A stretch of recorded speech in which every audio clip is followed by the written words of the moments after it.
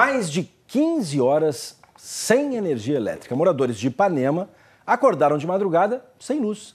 Houve uma explosão e um incêndio numa câmara subterrânea da Light. E metade do bairro passou o domingo às escuras. O serviço só foi restabelecido no início da noite.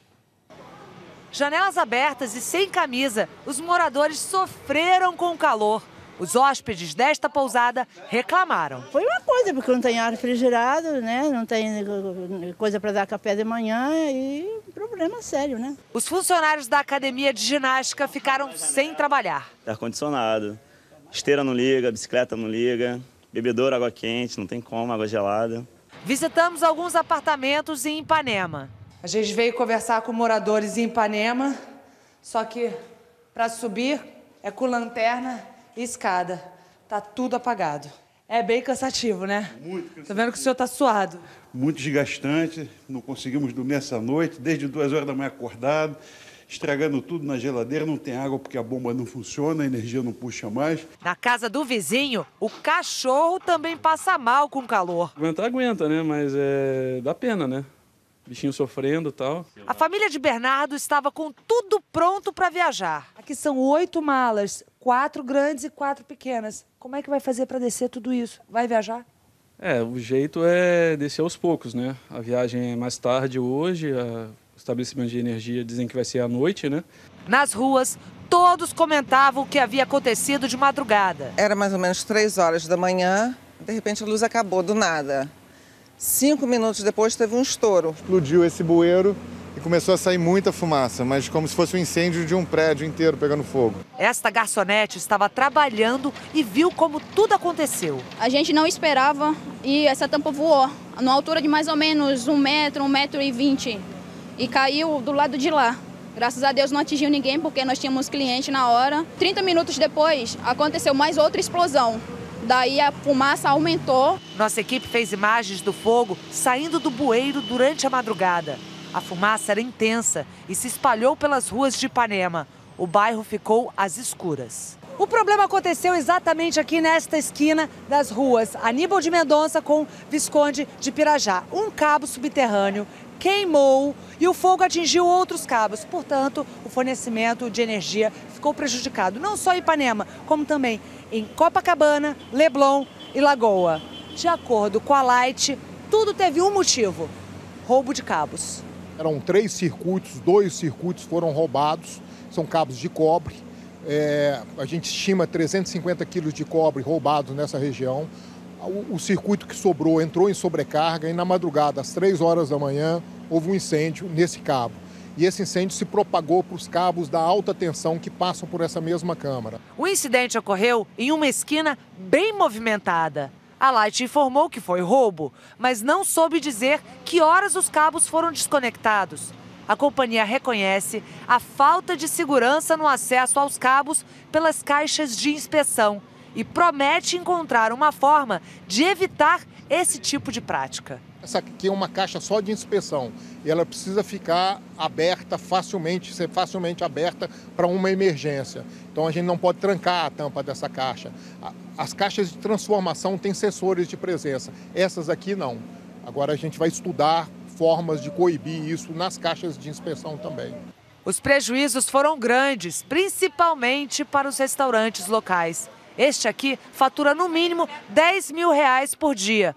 Todos aguardavam a volta da energia. Primeiro deram uma posição que é até meio-dia, depois passaram para 2 horas. Aí agora sem previsão. Hoje é um dia de movimento, né? A gente trabalha com café da manhã, com almoço. Só quem lucrou com essa história foi a dona Sônia. Muito, tô vendendo muita água de coco e geladinha. Tá todo mundo enfesado, sem luz. Todo mundo na rua que não aguenta ficar em casa. Tá muito calor. O pessoal da Zona Sul aí sentindo que muita gente sente em outros bairros da cidade com problema de falta de energia. E todo esse pessoal que teve aí esse problema teve prejuízo. As pessoas que tiveram prejuízo fazem o quê? Quem explica pra gente agora é o repórter Paulo Mário Martins, que está com a coordenadora de atendimento do PROCON, Soraya Panella. Bom dia, Paulo Mário. O que o pessoal faz? Pois é, Fachel, estou aqui com a Soraya Panella, que é a coordenadora de atendimento do PROCON estadual. Soraya, bom dia. O consumidor que eventualmente ele teve um eletrodoméstico queimado, por exemplo, por conta desse corte no fornecimento de energia, o que ele pode fazer para poder correr atrás desse prejuízo? Bom dia. Bom, primeiramente, ele deve procurar o fornecedor de serviço, que é a Light.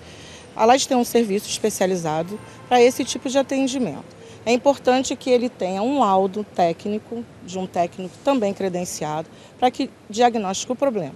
Com esse documento, ele vai até a Light para buscar a solução desse problema.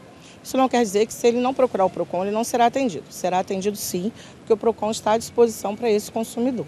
Mas no primeiro momento, basta procurar a Light e aí, se não houver uma resposta satisfatória, aí sim procura o PROCON, né? Ele tem quanto tempo para reclamar?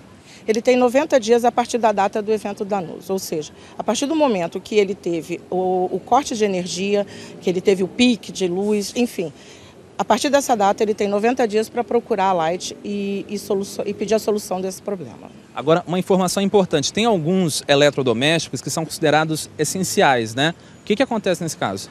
Geladeira, por exemplo, é um bem essencial, né? O ideal e o correto, como determina o código, é que a troca seja imediata desse produto. A gente viu aí na reportagem da Marina Araújo alguns comerciantes reclamando também que tiveram prejuízos porque não conseguiram abrir as portas, né? O que essas pessoas podem fazer? Esses comerciantes têm os mesmos direitos do consumidor, né? Ele também é um consumidor. Ele deve procurar o PROCON para que ele seja orientado devidamente de que forma proceder e também procurar a Light. Muitas vezes o consumidor deixa de procurar o fornecedor achando que não vai ter o seu problema resolvido, e em muitos dos casos existem as soluções e o problema é resolvido. Caso contrário, ele pode procurar o PROCON. Sim. O consumidor às vezes pode ter se sentido lesado, com razão, por pagar ali a conta de energia e não ter a energia. Ele pode reclamar isso também? Pode reclamar sim. Inclusive, um dos direitos desse consumidor é o abatimento na conta em caso de ausência de fornecimento. Então, a Light tem que fazer essa estimativa, tem que fazer essa média para dar esse abatimento na conta do consumidor. Ok, Soraya, muito obrigado pelos esclarecimentos aqui ao vivo no Bom Dia Rio. Volto com você aí no estúdio, Fachel.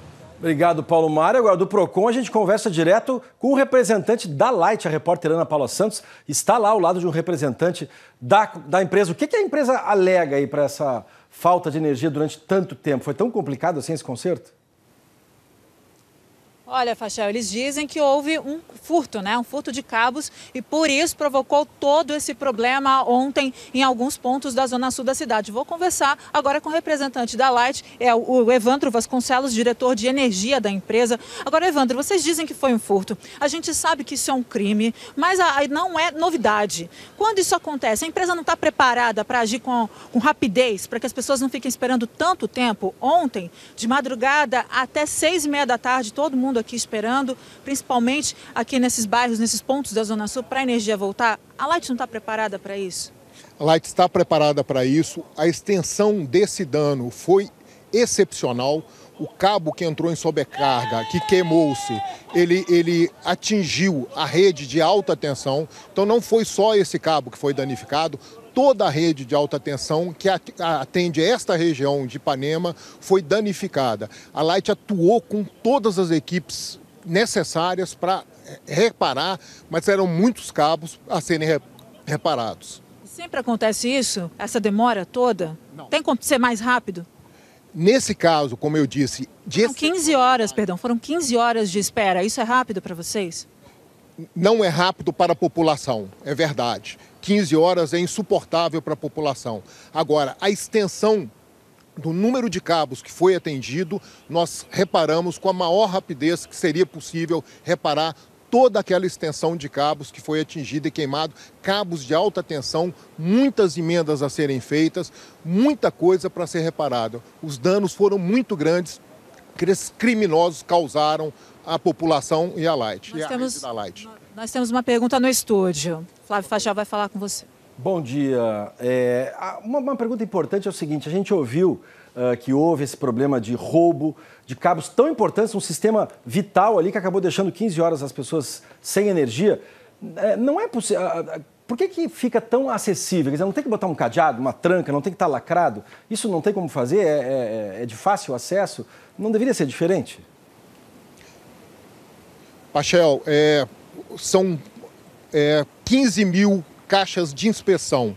Essas caixas precisam ter acesso para casos de emergência. Nós não podemos botar trancas com dificuldade de abertura. O que nós vamos fazer, estamos fazendo e vamos intensificar, é identificar essa quadrilha, porque é uma quadrilha especializada. Não é qualquer pessoa que entra numa rede subterrânea e consegue desconectar cabos já energizados. Então é gente especializada, é quadrilha muito especializada que causou isso. Vamos atuar junto aos órgãos de segurança no sentido de identificar não só a quadrilha, como os receptadores desse material. Agora tem mais uma pergunta interessante. Esse problema aí que aconteceu agora, e é bom que a gente coloque aí pelo menos cadeado aí nessas tampas, mas chama atenção para um outro problema que também é muito grave, que entre janeiro e novembro de 2013, faltou luz aí no Rio de Janeiro, em média 15 horas e 21 minutos por residência, e o limite aceitável da Agência Nacional de Energia é de 9 horas e 2 minutos por ano. Ou seja, passou aí quase 70% do limite. O que está acontecendo? É equipamento velho? É má operação? O que está acontecendo? Paixão, esse é o número médio da área de concessão da Light. Enquanto nós temos regiões onde o furto de energia, os gatos, não são intensos, nós estamos nessas regiões dentro dos limites da ANEEL. O que causa sobrecarga dos nossos transformadores são aquelas regiões onde há o furto de energia, onde há o gato. Esses gatos sobrecarregam os nossos transformadores e causam desligamento. Nessas regiões, o número de horas de interrupção é muito elevado, o que faz com que a média da Light seja elevada. Pois é, mas a média é um número que a agência usa para monitorar o serviço geral, né? Esses gatos aí, a Light não tem que fiscalizar? O que vocês estão fazendo? Por que vocês não vão lá nesses locais onde todo mundo sabe que tem gato e não acaba com eles? Paixão, nós estamos reformando as redes das comunidades pacificadas, colocando rede nova, instalando um sistema de gestão para coibir, gestão localizada nessas comunidades, para coibir a ligação clandestina. Vamos iniciar esse ano a reforma da rede de Rio das Pedras, que é uma grande comunidade, uma das maiores comunidades do Rio de Janeiro. Reformaremos toda a rede. Vamos instalar lá o programa Light Legal, que é uma gestão localizada que fiscaliza diuturnamente a ocorrência de ligações clandestinas. Então, estamos intensificando o combate aos gatos, às ligações clandestinas que causam esse dano à rede. Tá bom, muito obrigado pelas informações. O Vamos Fazer é muito bom, mas a gente gosta mesmo, é quando acontece. Obrigado, vamos acompanhar aí essas mudanças aí, esse trabalho. Obrigado pelas informações.